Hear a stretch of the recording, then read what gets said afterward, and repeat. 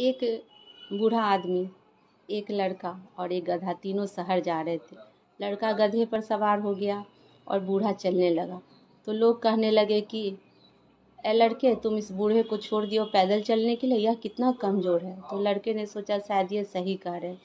लड़का नीचे उतर गया और बूढ़ा गधे पर सवार हो गया।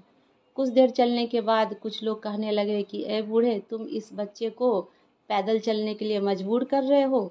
तो बूढ़े ने सोचा कि ये भी शायद लोग सही ही कह रहे हैं। उन दोनों ने सोचा कि वे दोनों ही अब पैदल चलेंगे। कुछ देर चलने के बाद कुछ लोग ऐसे मिले जिन्हें देखकर वे कहने लगे कि तुम लोग कितने मूर्ख हो, इतना हष्ट पुष्ट गधा होते हुए भी तुम दोनों पैदल चल रहे हो। उन्होंने सोचा कि शायद ये लोग सही कह रहे हैं। वे दोनों गधे पर सवार हो गए।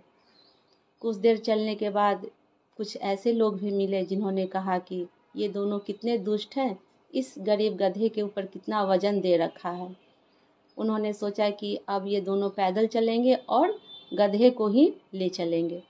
उन दोनों ने गधे को उठा लिया और पुल पार करने के लिए जैसे ही सोचे कि जानवर पर से उसकी पकड़ छूट गई और वह गधा पुल से नीचे गिर गया और डूब गया।